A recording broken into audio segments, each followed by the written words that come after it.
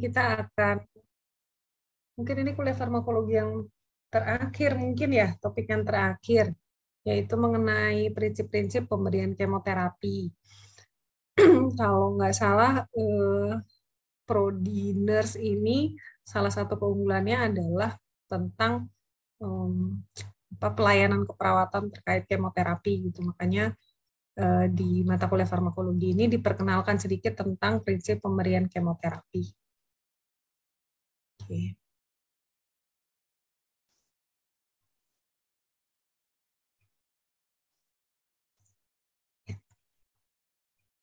Nah, ini di hari ini kita cuma akan memperkenalkan sedikit sih tentang kemoterapi, karena sebenarnya kalau ilmu kemoterapinya sendiri cukup luas gitu ya, dan kalau dipelajari mendalam nggak cukup gitu sebenarnya kalau hanya pertemuan satu kali gitu, karena memang agak complicated, obatnya banyak juga. Terus kadang masing-masing obat tuh sangat spesifik gitu, walaupun ada prinsip-prinsip umum yang tetap bisa kita pegang.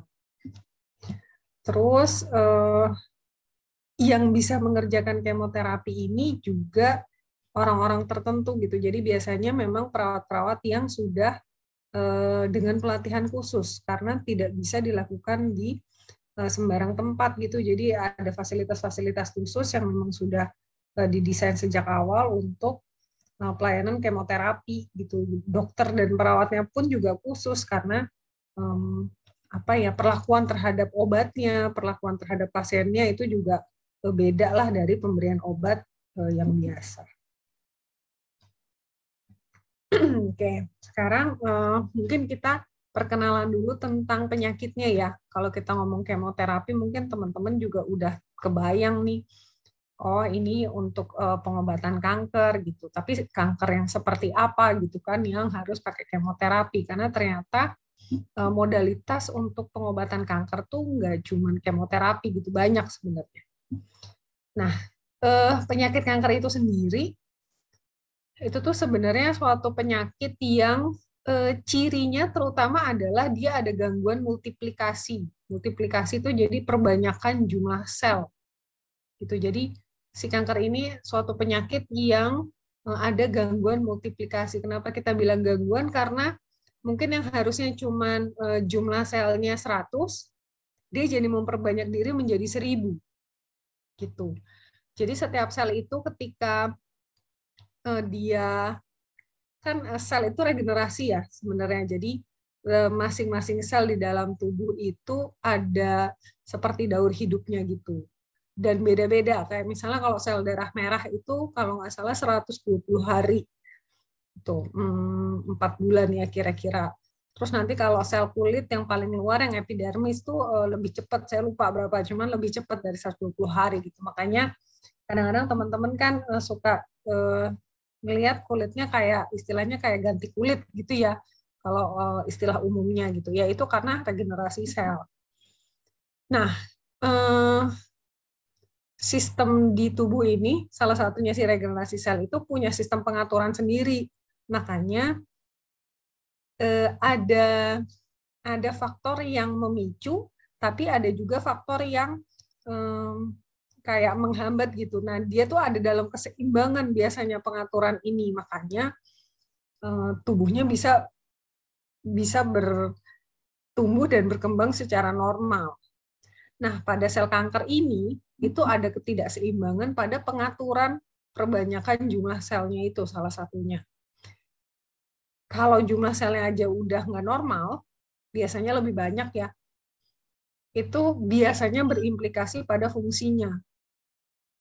Itu makanya di sini ditulis bahwa ada kegagalan mekanisme pengatur multiplikasi dan fungsi hemostasis lain gitu. Jadi selain jumlahnya yang ada gangguan, fungsinya juga ikut terganggu. Nah, secara umum penyakit kanker itu sifat umumnya ya itu ada beberapa. Yang pertama yaitu pertumbuhannya berlebihan, tadi udah kita sebutin. Kita selalu bilang kalau pertumbuhan berlebihan itu kita menyebutnya sebagai tumor. Tapi tidak semua tumor itu ganas, makanya tidak semua tumor berkembang jadi kanker. Jadi tumor yang jinak kita nyebut tetap sebagai tumor, tapi kalau tumor yang berubah menjadi ganas itu kita menyebutnya sebagai kanker atau karsinoma. Terus sifat yang kedua ada gangguan diferensiasi sel atau jaringan. Nah, jadi sel di dalam tubuh itu juga ketika perkembangan awalnya dia itu akan berdiferensiasi sesuai dengan tempat dan fungsinya. Itu jadi ada yang namanya sel pluripoten, itu dia bisa berubah menjadi sesuai dengan tempat dan fungsi lah. Si sel pluripoten itu bentuknya sama untuk semua sel, tapi terus dia sesuai dengan perkembangannya dia akan berubah. Sesuai dengan lokasinya dia di mana, sama fungsinya dia apa. Nah, itu tuh ada gangguan. Ada beberapa kanker yang selnya tuh tidak berubah menjadi seperti apa yang seharusnya. Kita nyebut ada yang namanya kalau nggak salah teratoma. Saya nggak gitu hafal ya nama-namanya. Cuma jadi kadang-kadang ditemukan yang pernah lihat ketika praktikum tuh jadi ada jaringan gigi di saluran cerna, jadi di usus. Itu kan harusnya di mulut ya. Tuh itu jadi kayak lokasi tumbuhnya tuh nggak sesuai gitu. Itu salah satu contoh sih, banyak contoh lain juga. Terus yang ketiga sifatnya invasif. Nah, dia karena pertumbuhannya lebih cepat, jadi sel kanker itu pertumbuhannya lebih cepat dari sel pada umumnya. Karena pertumbuhannya lebih cepat, nah jumlahnya lebih banyak, jadi dia seringkali mendesak jaringan atau sel lain yang di sekelilingnya dia. Makanya kita nyebutnya sebagai sifatnya invasif. Ya. Terus yang keempat sifatnya metastatik. Jadi selain dia tumbuh lokal di jaringannya masing-masing atau di sel di jaringan atau organnya masing-masing, dia juga bisa pindah tempat. Makanya istilahnya metastatik. Kenapa bisa metastatik? Ada yang perpindahannya tuh secara langsung, jadi direct gitu, langsung ke tempat yang biasanya lokasinya dekat. Kayak misalnya kanker payudara gitu, dia bisa metastatik ke paru, karena lokasinya juga nggak jauh. Atau bisa juga metastatik ke tulang belakang. Ya, tulang belakang yang di sekitar dada itu juga kan lokasinya nggak jauh. Tapi ada juga yang jauh ininya metastatiknya, perpindahannya. Biasanya dia bisa pindah seperti itu karena melalui peredaran darah atau peredaran limfe. Kan di badan kita sirkulasi itu ada dua ya, ada yang peredaran darah, ada yang peredaran limfe. Jadi yang kalau kita nyebutnya suka ada kelenjar-kelenjar limfe, nah itu tuh peredaran limfe. Itu bisa sel kanker bisa metastatik dari dua jalur itu juga. Terus sifat umum yang kelima, dia ada sifat hereditas ya, jadi bisa menurun ke keturunannya. Makanya seringkali kalau misalnya ada pasien kita tahu oh kanker gitu, atau misalnya dokter periksa terus dia mencurigai ini kayaknya keganasan deh. Dia biasanya nanya di keluarga ada juga nggak yang punya riwayat tumor gitu. Dan kadang-kadang tumornya bisa beda sih. Jadi di mungkin nenek kakeknya apa, di orang tuanya muncul sebagai apa, di dia muncul sebagai apa gitu bisa beda. Tapi ada juga yang sama. Mungkin teman-teman pernah dengar ceritanya Angelina Jolie ya. Itu kalau jadi kalau untuk kanker payudara tuh kita sudah tahu ada satu gen yang memang dia ngebawa sifat kanker payudara dan terutama ditemukan pada perempuan. Walaupun di laki-laki tidak menutup kemungkinan ya. Itu karena udah ada beberapa kasus yang terjadinya di laki-laki juga. Nah, itu udah ada dua gen kalau nggak salah, BRCA1 sama BRCA2. Ya. Nah, si Angelina Jolie ini dia dari silsilahnya dia tahu bahwa neneknya itu dulu kena, ibunya kena, terus kalau nggak salah tantenya atau kalau nggak salah pokoknya kakak atau adiknya dari ibunya itu juga kena. Jadi ketika dia tes untuk genetik itu dan dia punya sifat itu, terus dia melakukan tindakan gitu, diharapkan supaya tidak mengalami kanker payudara juga. Itu yang untuk kanker payudara kita udah tahu gitu, gen apa yang bisa menjadi penanda. Tapi nggak semua kanker sebenarnya kita udah tahu penandanya yang ini nih gitu, belum semua, bahkan kebanyakan kita belum tahu sih. Cuman bahwa kanker itu ada hereditasnya, ada faktor keturunannya, iya memang ada. Ya. Terus sifatum yang terakhir adanya pergeseran metabolisme. Jadi karena sel kanker itu kan dia multiplikasinya cepat, dia tumbuh jadi lebih banyak dari yang seharusnya. Makanya dia butuh energi lebih banyak untuk hidupnya. Makanya dia kayak, gampangnya ya, membayangkannya kayak dia menggerogoti simpanan makanan yang ada di badan hostnya gitu. Makanya itu dia meningkatkan katabolisme karbohidrat untuk energi sel, karena kan butuh hidup tuh selnya, dia butuh energi, makanya terus dia banyak melakukan katabolisme supaya bisa digunakan energinya untuk si selnya itu hidup. Jadi kayak metabolismenya jadi makin cepat si host manusianya ya. Oke. Nah, ini tadi yang sudah sempat disinggung sedikit ya, bahwa karena sel kanker ini jumlahnya banyak, jadi seringkali dia invasif untuk jaringan sekitarnya. Jadi dia bisa mengganggu stabilitas jaringan atau sel di sekitarnya. Bisa melakukan desakan, karena pertumbuhan tumornya itu makin lama kan makin banyak selnya, jadi dia mendesak yang harusnya tempatnya mungkin cuma bisa untuk 100 sel, karena dia tumbuhnya jadi 1000, ya dia jadi desek kemana-mana gitu. Bahkan yang lebih jeleknya lagi, ketika dia invasif, itu dia bisa menghancurkan jaringan tempat asalnya dia. Gitu. Karena dia, apa yang ngebayangin lah, jadi ruangan yang harusnya isi cuma 100 orang, yang diisi 1000 gitu. Bisa jebol gitu ya. Mungkin kalau ngebayangin gampangnya, jadi kan itu menghancurkan si ruangannya itu kan, menghancurkan tempat sel aslinya itu berada. Atau juga bisa menyebabkan gangguan sistemik lain. Ini biasanya kalau sudah metastatik gitu, ya bisa mengganggu sistem yang lain juga. Nah, untuk modalitas terapi, sebenarnya ada beberapa ya, nggak cuma 3 ini, cuma ini contohnya aja. Karena kanker itu sendiri kita bisa bagi 2 secara garis besar, ada yang sifatnya masih lokal, ada yang sudah metastatik, jadi udah menyebar gitu.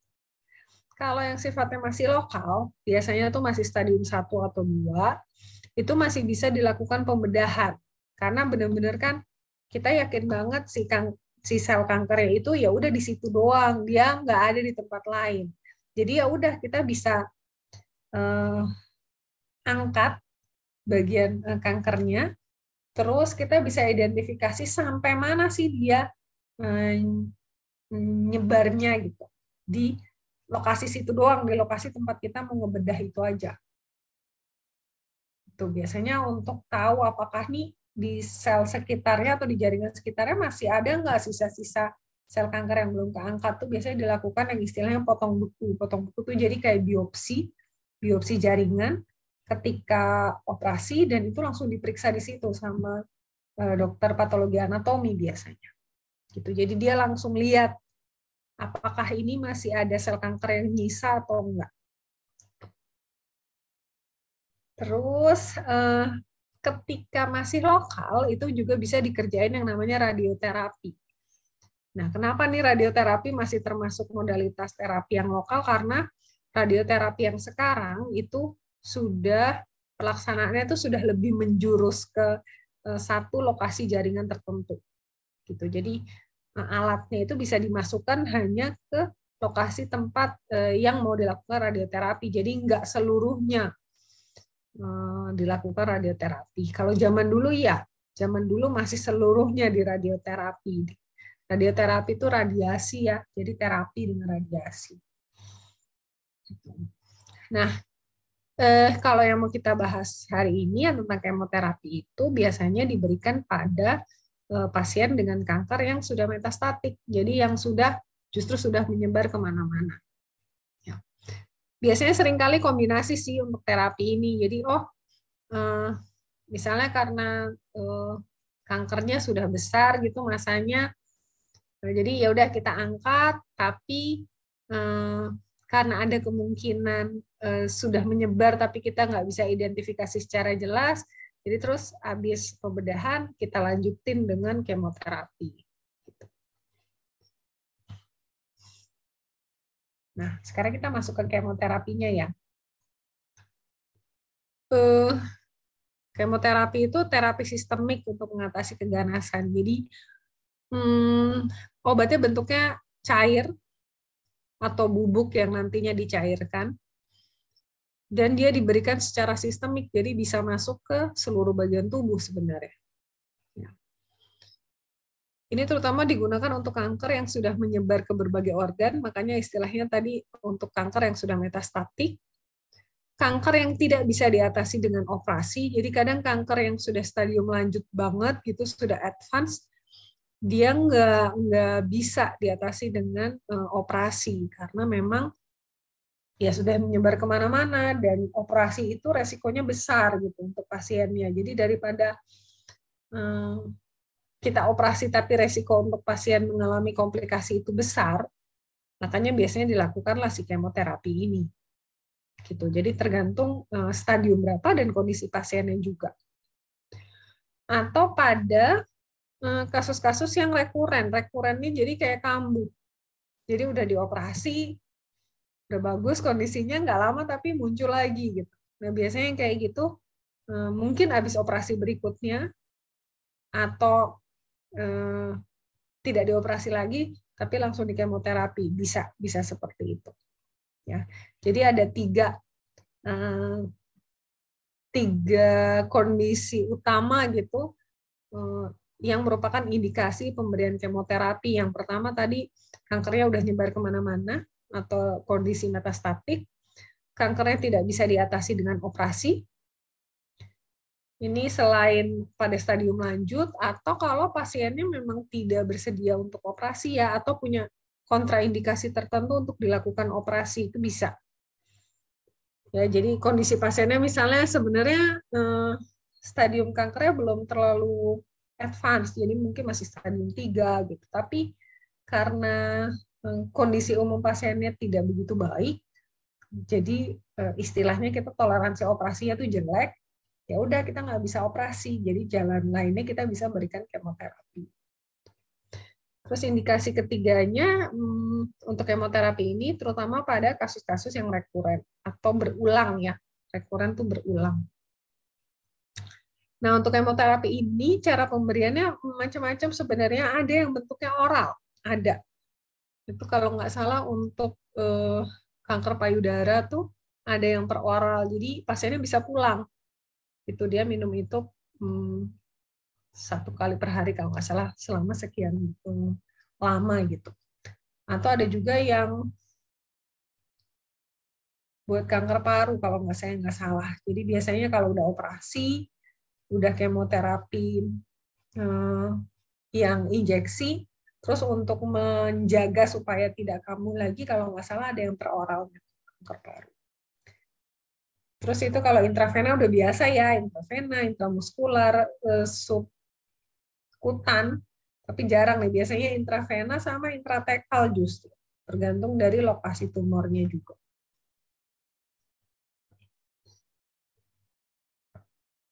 Nah, pada kemoterapi ini ada istilahnya kecepatan mematikan sel kanker. Ya, jadi seberapa cepat sih si kemoterapi ini bisa matiin sel kanker gitu ya. Nah, istilah kecepatan mematikan sel kanker tuh jadi seberapa banyak sih si kemoterapi ini bisa membasmi sel setiap 1 satuan waktu. Istilahnya ya itu ya, kecepatan mematikan sel kanker. Terus seringkali digunakan kombinasi. Jadi obatnya nggak cuma satu seringkali. Malah dia pakainya biasanya beberapa. Entah itu 3 atau 4 obat kemoterapi itu bisa dipakai barengan.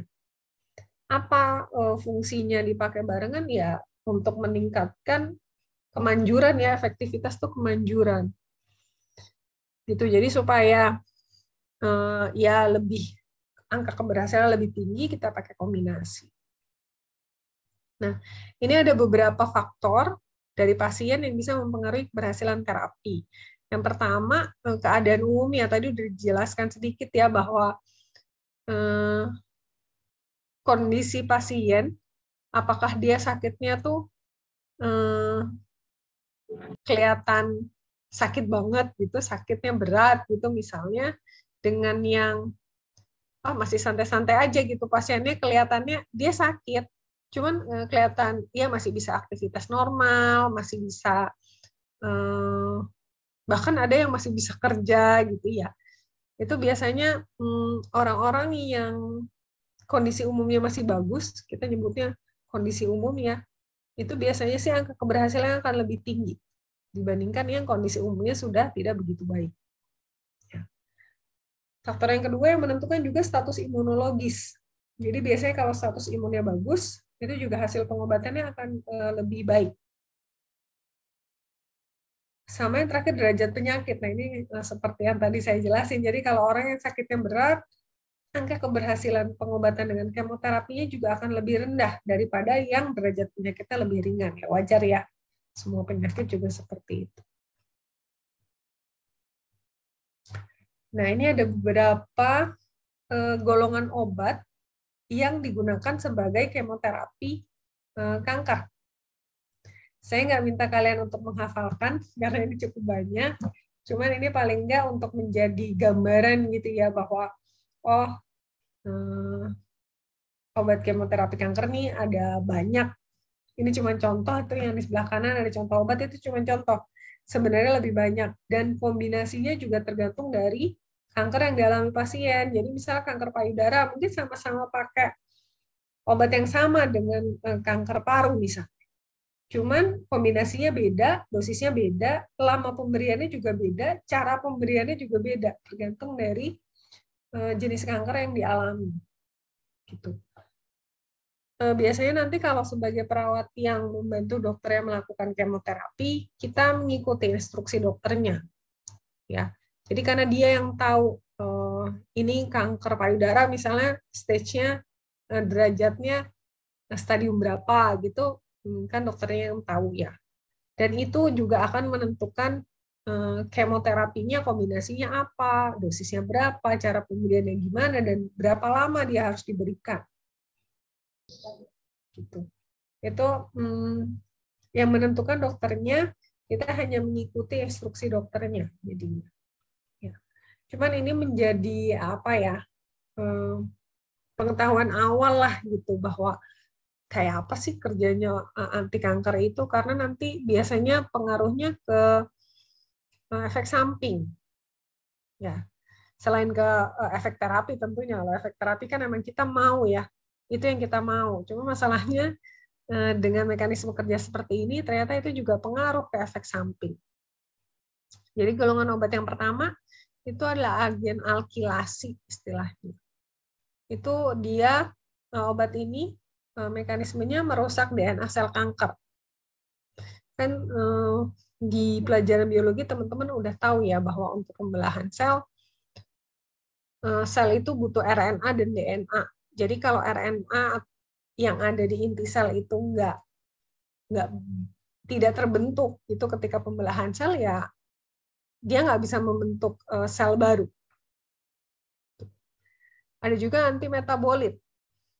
Seperti namanya metabolit ya. Jadi dia nutrien sih sebenarnya. Nah, cuman kalau antimetabolit ini jadi sebenarnya dia nutrien dalam tanda kutip bohong-bohongan untuk si sel kankernya. Jadi ini nutrien untuk sel kanker ya. Nah, dia seperti dalam tanda kutip membohongi sel kanker. Jadi dia strukturnya mirip dengan si nutrien yang dibutuhkan oleh sel kanker, makanya si sel kankernya akan ngambil dia karena fungsinya mirip, bentuknya mirip, sorry.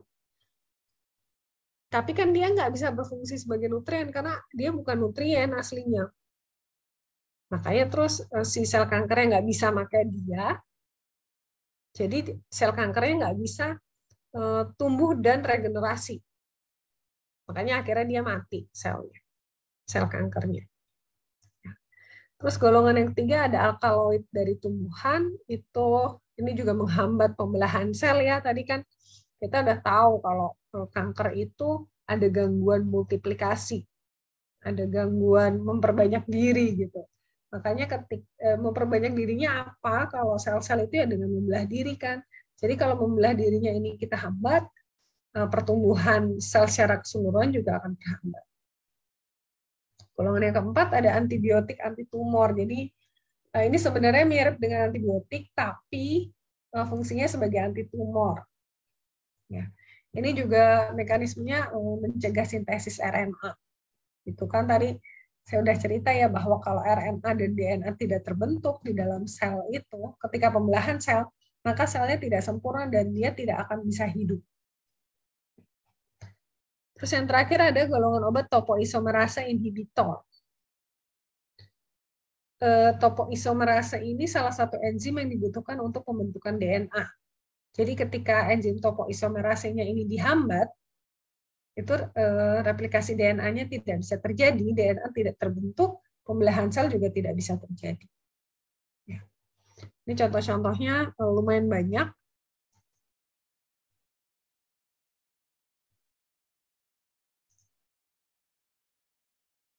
Lumayan banyak ya untuk contoh-contoh obatnya. Sorry. Ini kok kecil banget. Contoh-contoh obatnya lumayan banyak. Nggak usah dihafalkan sih. Paling sih yang mekanisme kerja ini ya untuk tahu sedikit-sedikit lah. Oh, mekanismenya kayak gini nih. Dia mencegah pembelahan sel, dia ngeblok dia menyerupai nutrien yang fungsinya harusnya untuk pembelahan sel yang seperti itu. Nah, kalau tadi kita udah ngomongin ini ada anti kanker ini, mekanisme kerjanya gini, dan apalagi nanti teman-teman akan jadi pendamping dokternya untuk melakukan kemoterapi, dokternya kan tidak bisa stay di situ terus-terusan untuk mengawasi efeknya pasien. Ya, dia pasti udah ngerjain kemoterapi mungkin 1-2 jam, habis itu dia akan pindah, entah itu pindah ke ruangan lain, entah ya nggak terus-terusan ada di situ gitu kan. Nah, yang harus dilakukan oleh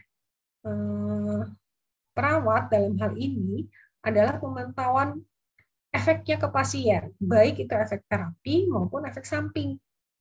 Tapi biasanya kalau efek terapi nggak akan terjadi dalam hitungan jam, itu enggak ya. Jadi efek terapi biasanya kita butuh waktu dan butuh satu set kemoterapi itu selesai paling enggak biasanya. Ya, kita istilahnya satu cure. Butuh berapa cure? Masalahnya itu tergantung lagi dari jenis kankernya gitu. Nah, makanya kita bisa bilang bahwa efek terapinya tuh nggak akan bisa cepat. Yang cepat kelihatan justru efek samping. Yang paling gampang sih ya kalau yang dalam waktu cepat efek sampingnya reaksi anafilaktik ya, jadi kayak reaksi alergi. Cuman ini ada beberapa efek samping lain yang umum terjadi ya. Jadi apapun jenis kemoterapinya, efek samping ini cukup lumayan sering terjadi, bukan lumayan sih, umum terjadi lah, apapun obatnya. Nah, yang paling sering terdampak itu adalah sel-sel yang tumbuhnya cepat. Itu ada contohnya, ada sel darah, sel-sel saluran cerna, sistem reproduksi, dan folikel rambut. Jadi, cara kita mengingatnya, itu gampang. Oh, ini sel yang ini cepat nggak pertumbuhannya? Kalau cepat ya kemungkinan ada dampaknya. Terkait dengan sel darah, itu pada pasien yang mendapat kemoterapi, itu sangat umum terjadi penurunan jumlah sel darah untuk semua jumlah sel darah. Untuk semua sel darah ya, baik itu darah merah, darah putih, dan keping darah. Jadi kalau darah merahnya kurang, sel darah merahnya kurang, berarti akan terjadi anemia. Gejalanya seperti ini. Fatigue, lemah, sesak, letargi, dan pusing. Kalau sel darah putihnya yang berkurang jumlahnya, berarti pasiennya mengalami leukositopenia. Leukositopenia itu penurunan jumlah sel darah putih. Padahal kita tahu kalau sel darah putih itu fungsinya untuk menjaga pertahanan tubuh ya terhadap infeksi yang masuk. Makanya kalau sel darah putihnya kurang, gejala yang mudah terlihat adalah mudah infeksi. Dan yang terakhir, penurunan jumlah keping darah itu akan menyebabkan terjadinya trombositopenia. Keping darah kan teman-teman juga tahu ya bahwa itu sangat penting untuk proses pembekuan darah. Jadi kalau keping darahnya itu kurang, berarti proses pembekuan darahnya kurang, berarti ada kemungkinan bisa timbul tanda-tanda perdarahan. Itu ada contohnya mimisan, gusi berdarah, dan kencing berdarah. Nah, pada umumnya kondisi penurunan jumlah sel darah ini akan berlangsung selama 2 minggu pemulihannya. Walaupun nggak menutup kemungkinan kadang-kadang lebih lama sih sebenarnya dari ini. Lalu efek samping yang berikutnya yang juga sering terjadi adalah efek samping pada saluran cerna. Ya, itu bisa dilihat gejalanya apa aja. Terus efek samping pada folikel rambut. Makanya kenapa kalau pasien-pasien kemo tuh biasanya banyak yang rontok gitu ya rambutnya. Karena folikel rambut ini selnya tuh pembelahannya lebih cepat lah. Terus ada efek samping lain, misalnya pada reaksi kulit. Ini reaksi kulit sangat beragam. Terus ada kondisi penurunan fungsi ginjal, jadi hiperurisemik karena penurunan fungsi ginjal, dan terjadi gagal ginjal. Kenapa kok bisa terjadi hiperurisemik? Jadi kan tadi kita udah tahu ya bahwa sel kanker itu dia pertumbuhannya lebih cepat. Jadi artinya kalau pertumbuhannya lebih cepat, jumlah sel lebih banyak. Jumlah sel lebih banyak itu artinya inti selnya juga akan lebih banyak. Nah, di inti sel ini itu ada yang namanya, mungkin teman-teman di biologi ya dengar ada yang namanya purin dan pirimidin. Si DNA itu kan terbentuk dari kumpulan basa purin dan pirimidin ya. Nah, jadi kalau selnya banyak, purinnya juga banyak. Proses metabolisme purin itu menyebabkan terbentuknya yang namanya asam urat. Dalam kondisi normal, asam urat akan dikeluarkan melalui ginjal. Tapi kalau pembentukannya terlalu banyak, si ginjal nggak bisa mengakomodir semua asam urat yang terbentuk untuk dia keluarin, karena ginjal juga punya kapasitas maksimal, kapasitas kerja dia yang maksimal. Gitu. Makanya ya ada kondisi di mana terjadi hiperurisemia, jadi asam uratnya sebenarnya dikeluarkan, cuman nggak cepet, jadi kadarnya di darah keburu naik juga.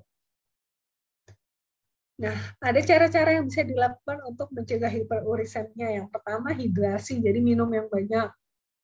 Atau alkalinisasi urin, karena asam urat ya sifatnya asam ya. Kalau asam ketemu basa, dia akan netral dan mudah dikeluarkan melalui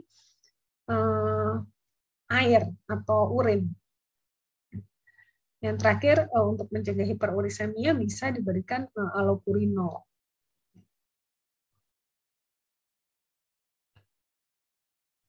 Nah, ini sedikit tentang kemoterapi kanker ya. Jadi bahwa kanker tuh baru bisa terdeteksi kalau jumlahnya sebenarnya banyak. Jadi kalau jumlah yang kecil, dia mungkin belum terdeteksi. Terus ada hubungan dosis respon yang jelas. Artinya, tadi kan kita udah bahas ya bahwa satu obat kemo bisa dipakai untuk beberapa kanker, tapi dosisnya beda-beda.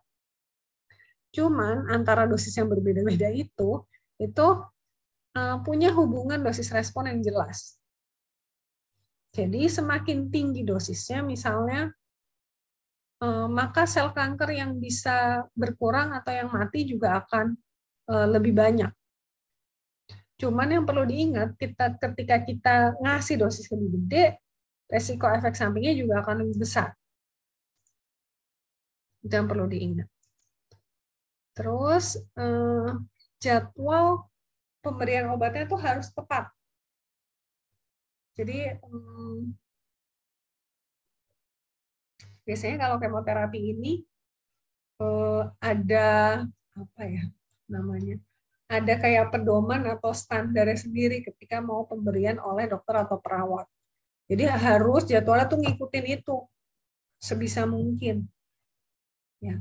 Atau bahkan kalau obatnya misalnya ada interaksi ketika diberikan barengan, ya udah berarti harus satu-satu. Gitu. Jadi makanya aturannya agak lebih ketat daripada kalau pemberian obat yang biasa. Nah, pada kemoterapi ini, kalau kita kasih dosis besar, tapi secara intermittent, jadi nggak terus-terusan, intermittent tuh nanti dikasih laginya 3 hari kemudian, gitu. Itu intermittent.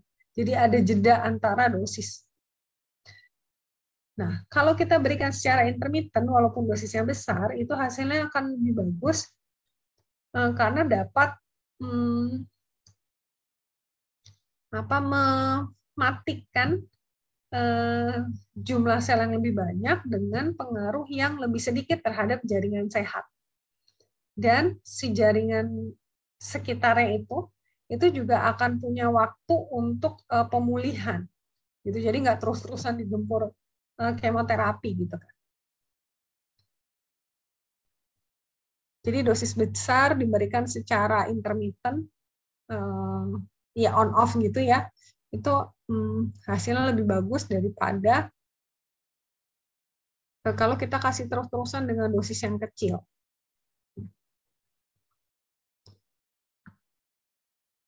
Nah, prinsip yang berikutnya adalah kemoterapi harus dimulai sedini mungkin. Kenapa? Karena pada tahap awal jumlah sel kankernya itu lebih sedikit. Dan jumlah sel yang sensitif terhadap obat kemo itu akan lebih banyak. Plus tadi kondisi pasiennya juga masih lebih bagus tuh ketika tahap awal. Kondisi umum masih bagus, sistem imun juga masih baik. Kalau pada tahap lanjut terus apa ruginya? Salah satunya adalah mungkin tumornya sudah lebih besar. Dan tumor yang besar itu menyebabkan lebih sukar untuk si obatnya itu mencapai bagian dalam tumor. Karena bayangin ya kalau misalnya yang kecil gitu nembus dinding tumornya itu nggak terlalu berat gitu, si obat untuk menembus dindingnya itu mungkin ketebalannya cuma 1 atau 2 cm misalnya. Tapi kalau tumornya makin besar kan si dinding tumornya juga akan makin tebal kan untuk ditembus sama obat. Gitu, ngebayangin gampangnya seperti itu. Terus yang berikutnya adalah kita sih berharap kemoterapi itu cuman bisa menyebabkan kerusakan atau gangguan pada sel kankernya. Jadi hanya membunuh sel kankernya, pengennya. Tapi sayangnya nggak bisa. Mau nggak mau biasanya akan mempengaruhi si jaringan yang normal juga. Gitu. Itu yang harus hati-hati, makanya dan pemantauan efek sampingnya juga harus ketat.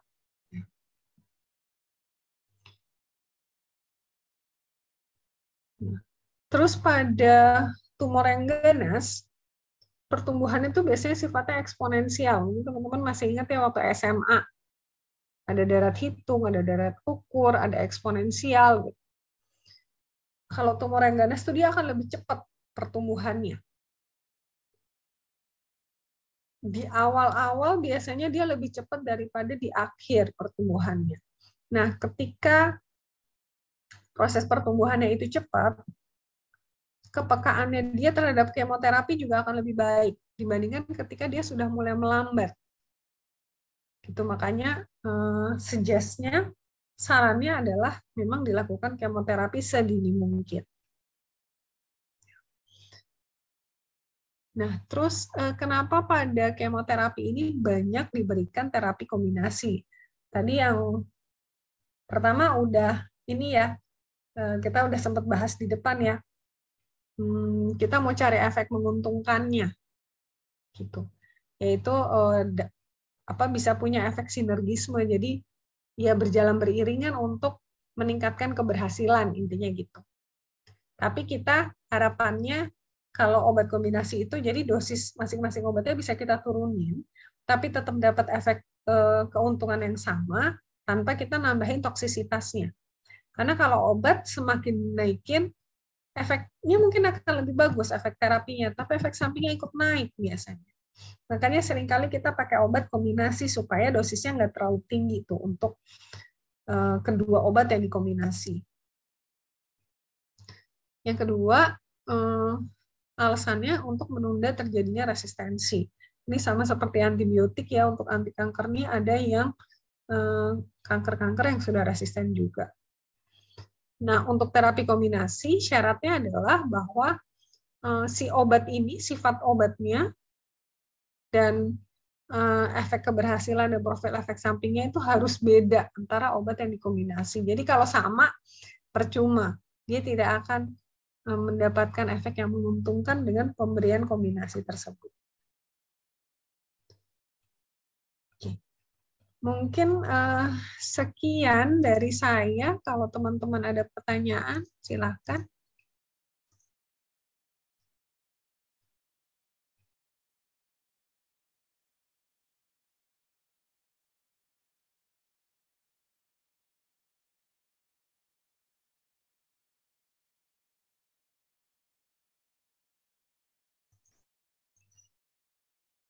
Silakan jika ada yang mau bertanya.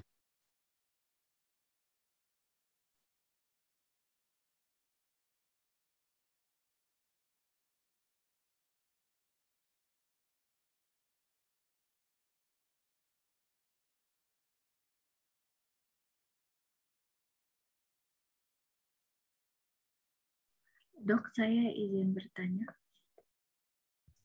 Silakan. Sebelumnya saya Hertina Ayu dari kelas 1 RKI. Tadi di terapi kombinasi itu salah satu syaratnya obat yang dikombinasikan itu tidak memiliki efek yang sama ya, Dok. Saya mau bertanya, kalau misalkan obat yang dikombinasi itu memiliki efek yang sama, apa yang terjadi, Dok? Terima kasih. Tidak memiliki mekanisme kerja yang sama kali ya? Iya, iya dong. Maksudnya seperti itu. Oke. Iya. Kalau obat yang dikombinasi ya sebenarnya nggak cuma kemoterapi sih, untuk antibiotik juga kita soalnya sering pakai kombinasi ya. Itu alasannya kenapa nggak boleh mekanisme kerjanya sama, karena kalau mekanisme kerjanya sama berarti kan kita cuman apa ya istilahnya menggempur kuman atau si sel kankernya itu dari jalur yang sama. Yang seperti itu biasanya tidak efektif karena benar-benar cuma di jalur yang sama itu. Terus kalau misalnya dia mengganggu pembentukan DNA misalnya, ya udah kita cuma konsentrasi di mengganggu pembentukan DNA, padahal ada titik jenuhnya gitu loh, si DNA-nya si sel kanker ini, atau misalnya kalau kuman penyebab infeksi gitu ya, itu ada titik jenuhnya juga dia. Nah, ketika udah masuk titik jenuh, mau berapa banyak pun obat yang masuk, dia nggak akan nambah, efektivitasnya tuh nggak nambah gitu. Jadi ya udah dia kalau misalnya apa ya istilahnya, dia bisa dimatikan dengan 100 molekul obat doang gitu maksimal. Tapi kalau terus ada 1000 molekul obat, yang 900 sia-sia, nggak bisa. Ya udah, cuma bisa 100 itu. Gitu. Sementara kalau kita masuk ke jalur yang berbeda, itu efektivitasnya meningkat karena selain yang 100 molekul obat itu kerja di yang rusak DNA misalnya, nanti ada sekian ratus molekul obat yang lain kerjanya dari dia antimetabolit gitu. Jadi dia harusnya antimetabolit itu kan tadi nutrien ya, tadi yang ini.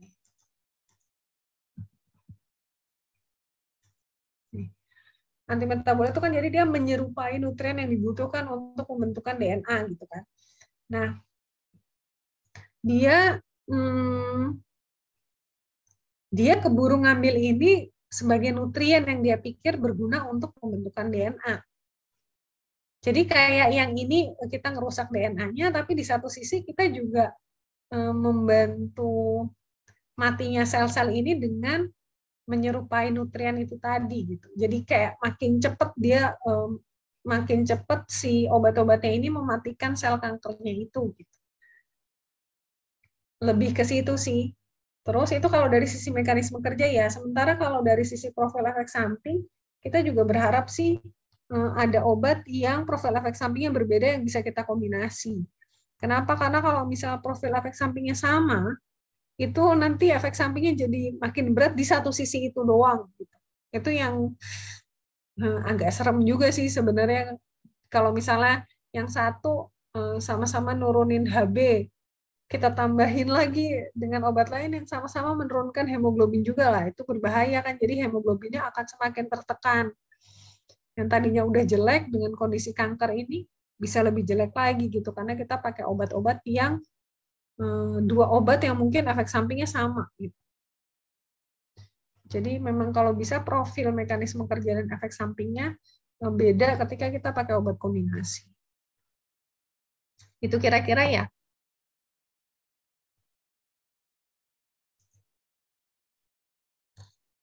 Jadi siapa Hertina Ayu ya? Iya, baik. Terima kasih, Dok. Oke, ada lagi yang mau tanya? Silakan. Saya Ranti, izin bertanya, Dok. Iya, silakan. Tadi kan seperti yang diketahui, efek samping kemoterapi ini kan banyak banget ya ke saluran cerna, sistem reproduksi, dan lain-lain. Nah, itu ada nggak kemungkinan kalau pasiennya ini malah meninggal gara-gara efek sampingnya? Jadi bukan karena kanker, tapi karena efek sampingnya yang berlebihan banget, dia malah jadi meninggal gitu gara-gara itunya. Sama ada nggak kemungkinan kayak gitu? Sama pertanyaan yang kedua, ini mungkin agak keluar dari topik kemoterapi, tapi saya penasaran kenapa bisa banyak kasus yang orang itu dia selama ini ngerasa sehat-sehat aja, tapi ternyata pas dicek ternyata dia udah ada kanker stadium 4 gitu. Nah, itu kenapa bisa terjadi kayak gitu ya, Dok? Kenapa dia bisa sampai nggak tahu gitu? Apakah nggak ada tanda-tandanya atau gimana? Terima kasih. Oke. Yang pertama dulu ya.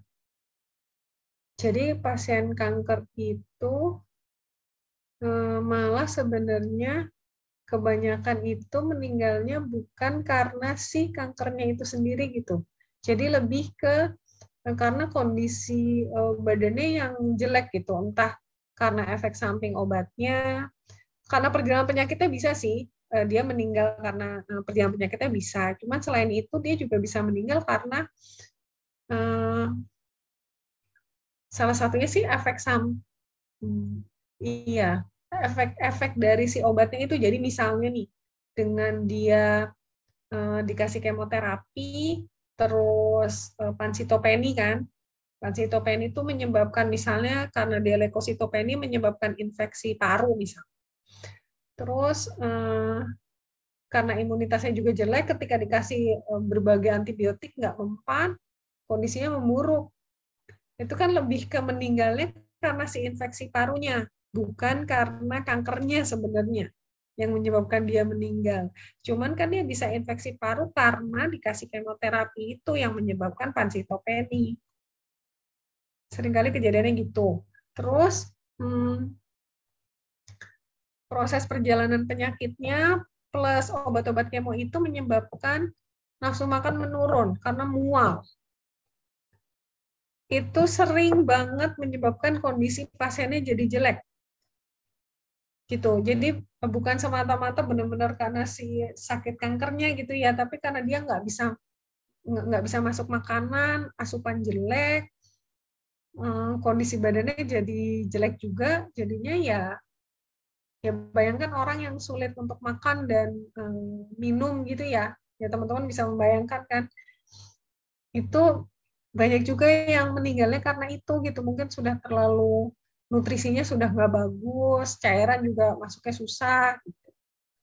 Itu sering kayak gitu juga. Jadi kalau ditanya seperti itu bisa sekali, dan seringkali kejadian juga.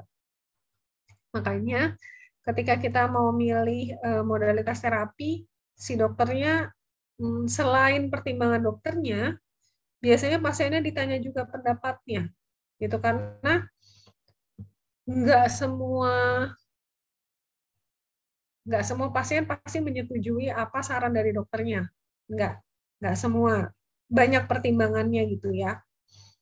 Misalnya, oh ini harusnya operasi, kalau operasi keberhasilan akan lebih baik, tapi ketika ditanya ke pasien, pasien merasa nggak siap dengan operasi, entah karena takut atau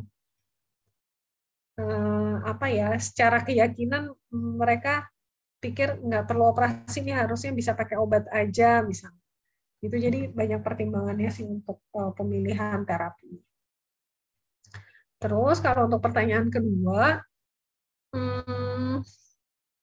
saya mungkin nggak bisa cukup baik ya menjawab ini, tapi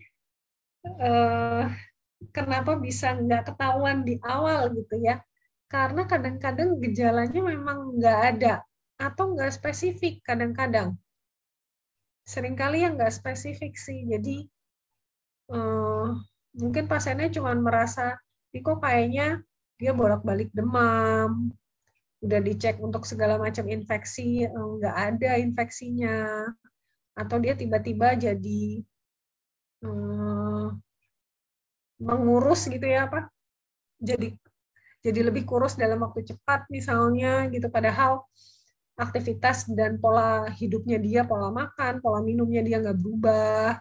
Itu mesti curiga sih, mesti curiga ada sesuatu gitu yang harus segera diperiksakan gitu. Jadi kadang karena gejalanya pertama bisa nggak ada, kedua bisa karena tidak spesifik gejalanya, jadi ya pasiennya nggak cepat-cepat periksa gitu, nggak kepikir untuk periksa juga karena gejalanya nggak spesifik.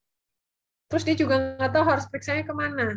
Kadang-kadang dokternya juga tidak bisa mengidentifikasi dengan cepat kalau gejalanya nggak spesifik. Gitu. Makanya kalau seringkali kalau kita udah curiga kanker sih biasanya langsung diperiksa segala macam ya. Cuman kalau kalau apa namanya, medical check up yang rutin itu juga ada penanda-penanda kanker tertentu yang dicek. Terus kalau kita berobat ke yang terkenal kan berobat ke Singapura ya, kalau orang Indonesia. Itu biasanya dicek lengkap. Itu yang tidak selalu dikerjakan di Indonesia. Itu kenapa? Karena ya kalau di Singapura tuh negara maju gitu. Jadi dia kebanyakan ya udah dikerjain semua aja gitu pemeriksaannya, apapun sakitnya tuh lengkap gitu pemeriksaannya. Nah di Indonesia memang tidak, pola pemikirannya itu agak berbeda dengan itu gitu. Jadi kita biasanya memeriksa apa yang memang sudah menjadi indikasi pemeriksaan gitu, karena buat apa diperiksa sesuatu yang kira-kira nggak mengarah ke akan meningkatkan biaya kesehatan gitu. Kita berpikirnya agak beda. Kira-kira itu sih. Jadi mungkin sih Rantis sebenarnya kalau terus tiba-tiba ketahuannya udah stadiumnya sudah agak lanjut gitu ya. Terima kasih, Dok. Ya.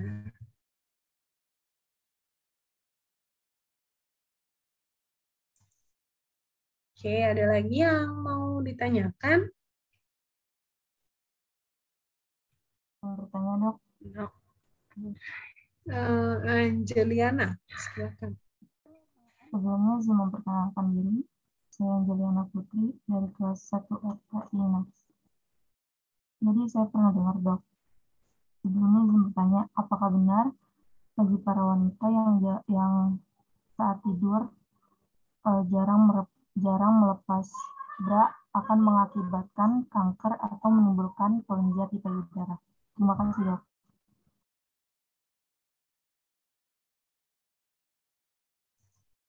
Oke, ini ya nih sering jadi pembicaraan ya. Jadi, tadi kita nggak bahas ya. Jadi kalau kanker itu sebenarnya kenapa bisa sampai terbentuk kanker? Karena multifaktorial biasanya. Jadi bukan karena satu faktor penyebab tertentu. Dan biasanya selalu ada faktor keturunannya. Makanya tadi saya udah cerita, biasanya selalu ditanya di keluarga ada yang punya riwayat keganasan atau enggak gitu. Jadi terjadinya kanker itu biasanya pertama ada faktor keturunan, kedua ada mungkin faktor lingkungan yang bisa memicu, ketiga mungkin faktor dari si pasiennya juga, misalnya pola hidupnya, misalnya kayak kanker, saya lupa kanker payudara atau kanker apa gitu, yang dalam satu penelitian itu dia berkorelasi dengan tingkat konsumsi daging merah. Waktu itu saya lupa penelitiannya tahun berapa gitu, di Inggris kalau nggak salah yang ngeluarin hasil penelitian pertama kali gitu. Jadi ketika hasil penelitian itu keluar gitu, jadi ada kaitan antara tingkat konsumsi daging merah dengan kejadian kanker payudara kalau saya nggak salah. Itu langsung semua restoran fast food ya itu mengeluarkan produk burger ikan itu loh, apa namanya? Kalau yang di McD kan ada filet o fish ya. Nah itu semua langsung ngeluarin produk itu gitu karena wah ternyata si daging merah ini memang meningkatkan resiko itu gitu. Jadi banyak hal yang berkontribusi gitu. Jadi tidak karena misalnya tadi mitosnya kan kalau nggak pakai bra misalnya, kalau pakai bra justru menyebabkan itu. Enggak sih sebenarnya, karena nggak ada apa ya, nggak ada alasan yang jelas gitu kalau yang itu ya. Cuman bahwa terjadinya kanker itu karena berbagai hal itu iya. Jadi dia nggak mungkin berdiri sendirian, itu nggak mungkin. Kayak misalnya tadi yang cerita Angelina Jolie itu, karena dia tahu dia punya sifat genetik itu, dia langsung beranggapan, wah ini nanti saya pasti bisa kena nih. Padahal belum tentu. Mungkin kalau dia bisa menjaga pola hidupnya dia jadi lebih sehat, dia olahraga teratur dan sebagainya lah, itu mungkin bisa mencegah supaya nggak kejadian. Cuman dengan tingkat polusi Indonesia yang lumayan berat ya, itu agak sulit sih walaupun kita udah jaga pola hidup nih, misalnya makan bagus, olahraganya cukup, pola tidurnya juga baik, tidur juga penting ya.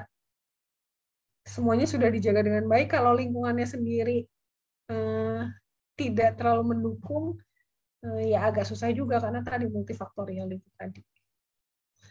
Kira-kira sih itu sih, Anjeliana. Tadi kalau yang mitos tadi sih nggak benar. Cuman tadi saya mau cerita bahwa kejadian kanker itu lebih ke multifaktorial gitu, bukan karena satu faktor tertentu aja. Baik, terima kasih dok. Ada lagi yang mau tanya? Saya dokter, izin memperkenalkan Oh ya, diri. Syifa. Nama saya Syifa. Silakan. Ya, nama saya Syifa Kartika Agustina dari kelas RKI. Saya izin bertanya. Kan saya ada baca-baca di artikel gitu ya dok. Nah, cara pengobatan kanker itu ada pengobatan operasi sampai radiasi. Nah, radiasi dan kemoterapi ini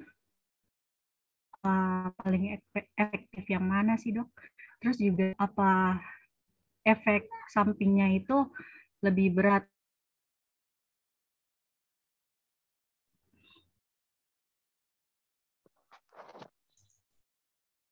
Ini saya yang hilang sinyalnya atau Syifa yang nggak bagus ya sinyalnya ya?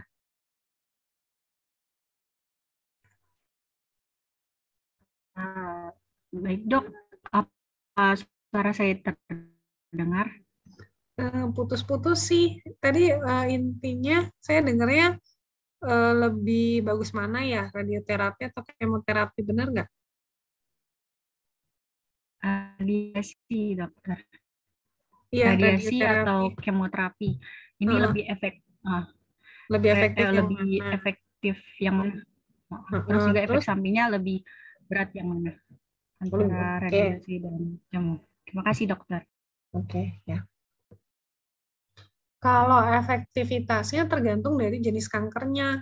Kita nggak bisa eh, ngebandingin tanpa tahu jenis kanker yang mana. Kalau ditanya lebih spesifik, saya juga nggak bisa jawab, mesti cari dulu gitu. Misalnya kalau pada kanker payudara, lebih efektif yang mana gitu. Tergantung stadiumnya, tergantung kondisi pasiennya, yang gitu-gitu sih. Jadi agak sulit ya kalau menjawab lebih efektif yang mana kalau benar-benar cuma dibandingin dua itu, tanpa kita tahu kondisi pasien, tanpa tahu stadium kankernya itu udah sampai yang mana, dan sebagainya gitu. Terus kalau ditanya efek samping, radioterapi yang dikerjain sekarang, itu radioterapinya biasanya sudah diusahakan selokal mungkin. Jadi kalau misalnya kanker payudara tuh yang namanya radioterapi, dia kayak naruh apa ya, bentuknya kayak batang gitu, itu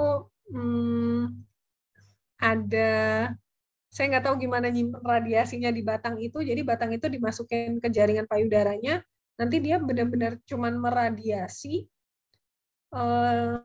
di sekitar payudaranya itu aja, gitu. Benar-benar dilokalisasi di jaringan yang emang kita mau itu kena radiasi, jadi cuma di situ doang. Sementara kalau kemoterapi nggak bisa kita lokalisasi, dia pasti masuk ke sistemik, ke seluruhnya. Gitu. Kalau kemoterapi bayangin, yang gampangnya sih bayangin orang pakai obat secara sistemik ya, pakai entah itu intravena. Kalau intravena pasti langsung masuk ke semua kan, begitu masuk peredaran darah udah dia pasti masuk ke semua. Atau yang tadi peroral, peroral sama aja kan, teman-teman udah belajar farmakokinetik di awal ya, mekanismenya gimana, itu kan masuk semua ke sistemik kalau kita minum obat peroral gitu. Jadi kalau efek sampingnya kemungkinan akan lebih ringan yang radioterapi, yang radiasi. Karena sekarang radiasi yang dikerjain itu sudah dicoba untuk dilokalisasi. Benar hanya di jaringan yang mau kita tuju. Sementara kalau kemoterapi nggak bisa. Dia pasti masuk ke sistemik apapun bentuknya. Gitu. Mungkin itu Syifa ya. Baik, dokter. Terima kasih. Ada lagi yang mau bertanya?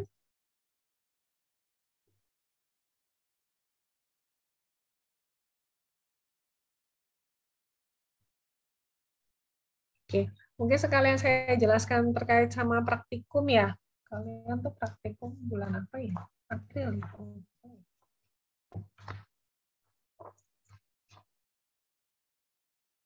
Oke, kalian mulai praktikum tuh di April ya. Yang awal April siapa nih? Saya lupa deh. Tapi pokoknya nanti kalian lihat sendiri ya jadwalnya. Ada yang sudah mulai di 4 April untuk praktikum farmakologi. Untuk praktikum ini nanti sifatnya akan kita memberikan pertanyaan. Jadi dari saya nanti akan kirim ke masing-masing sipennya. Akan ada 4 set pertanyaan. Jadi untuk hari, bentar.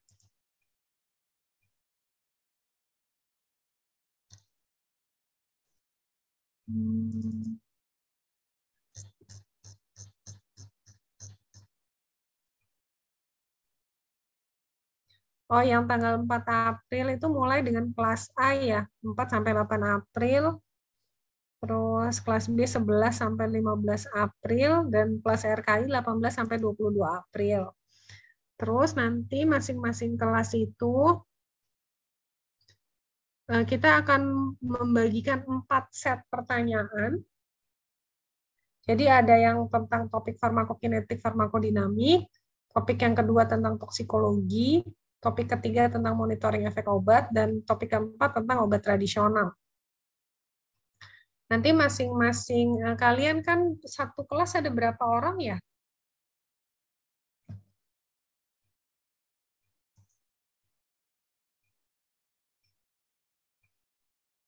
Izin Satu kelas? dokter, untuk kelas RKI ada 40. Ada 40. Yang kelas A? Ya, izin menjawab ya, Bu. 44. 44. Kelas B? Izin menjawab, Bu, untuk kelas B 40 orang. Oke, sekitar 40-an ya. Jadi, kami mau minta kalian membagi diri menjadi 4 atau 5 ya.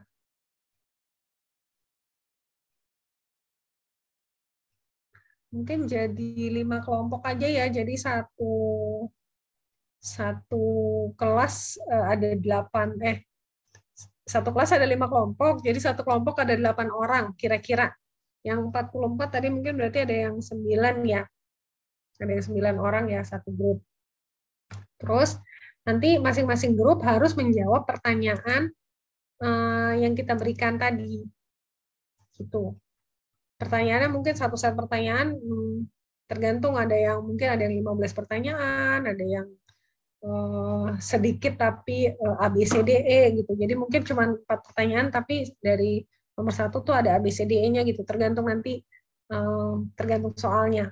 Cuman pokoknya satu kelompok harus menjawab seluruhnya. Nanti dan itu dikerjakan sebelum jadwal praktikum.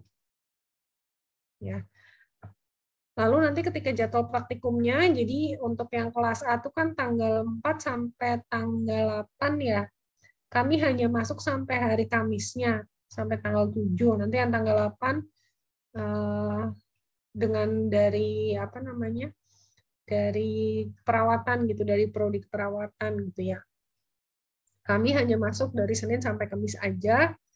Terus masing-masing untuk hari, misalnya hari Senin gitu, topiknya farmakokinetik, farmakodinamik. Jadi teman-teman ketika ketemu dengan pengajar, entah itu dengan saya, Bu Ari, atau Dr. Jevi, itu akan ngebahas sesuai dengan topiknya hari itu apa. Itu kalau misalnya Senin topiknya farmakokinetik dinamik, berarti kita langsung bahas yang soal farmakokinetik dinamik. Jadi teman-teman langsung membuat jawabannya dalam PPT, nanti dipresentasikan, nanti baru kita bahas bareng. Gitu kira-kira ya. Ada yang nggak ngerti nggak? Ada yang mau ditanyakan nggak?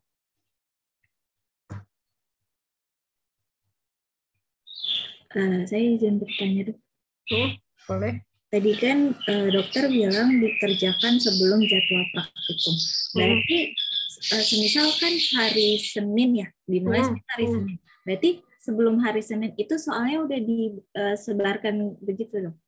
Iya, ini paling nanti minggu depan lah, awal minggu depan saya kasih ya.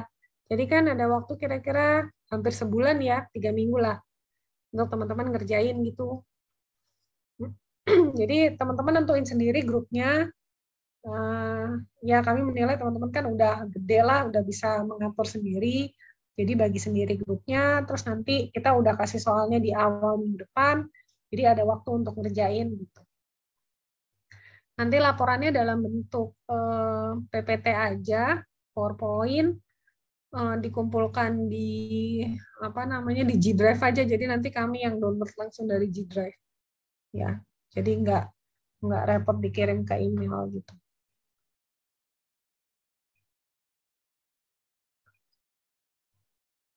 Nanti kalau bingung boleh ditanyakan lagi ya. Oke. Baik, terima kasih, Dok.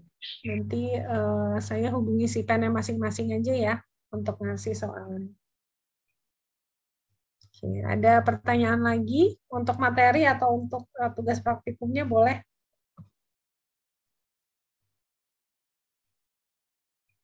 Izin bertanya, Bu. Untuk Ya, praktikumnya kira-kira online atau offline ya? Oh, online semua untuk praktikum farmakologi, makanya kita ngasihnya berupa pertanyaan-pertanyaan, jadi lebih ke supaya kalian nyari sendiri, diskusi dengan temannya gitu ya. Cuman pembahasan segala macamnya akan online lewat Zoom juga. Gitu. Paling kalau diskusi dengan kami itu paling satu hari cuma 2-3 jam lah paling lama ya. Padahal itu kan seharian ya kalau nggak salah jadwalnya. Jadi Nanti saya kasih ininya sih, apa maksudnya, jadwalnya untuk yang hari Senin dengan siapa, Selasa dengan siapa gitu. Jadi nanti teman-teman janjian langsung dengan pengajar hari itu gitu. Karena bukan saya seminggu saya semua gitu, enggak.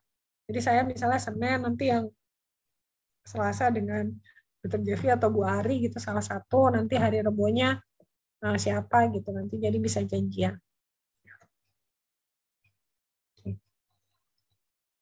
Oke, mungkin kalau sudah tidak ada pertanyaan, saya cukupkan ya untuk kuliah hari ini. Nanti untuk slide-nya saya kasih lewat Cipen juga, terus nanti yang soal untuk praktikumnya juga akan lewat Cipen. Ya. Ini perlu screen capture buat absen. Iya, Ibu. Ya, kepada kelas A bisa raise hand dulu.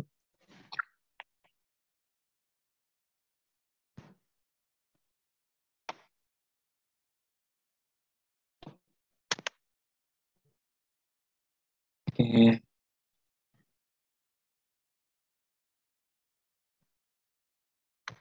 Ya, untuk slide 1, 2, 3. Oke, slide kedua. 1, 2, 3. Oke, cukup untuk dari kelas A, bisa dilanjut oleh kelas B. Untuk kelas B, bisa on cam sama raise hand dulu ya.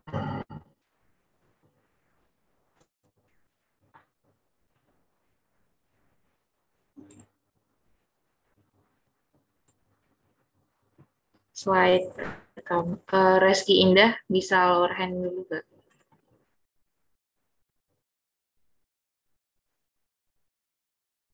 Slide pertama.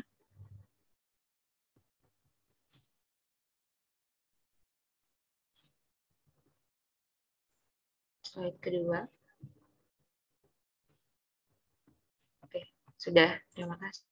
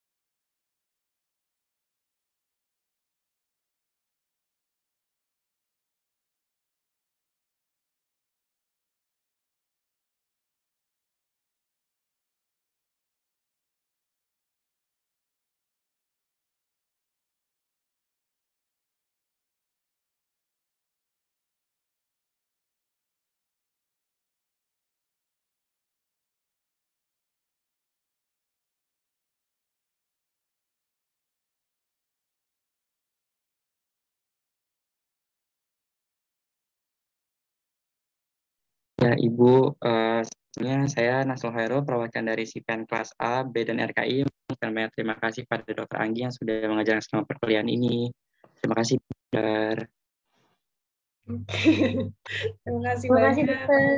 Ya. Nanti kita ketemu lagi di praktikum ya. Oke. Ibu, terima kasih. Ya, terima kasih banyak semua. Nah, selamat siang. Wassalamualaikum warahmatullahi wabarakatuh.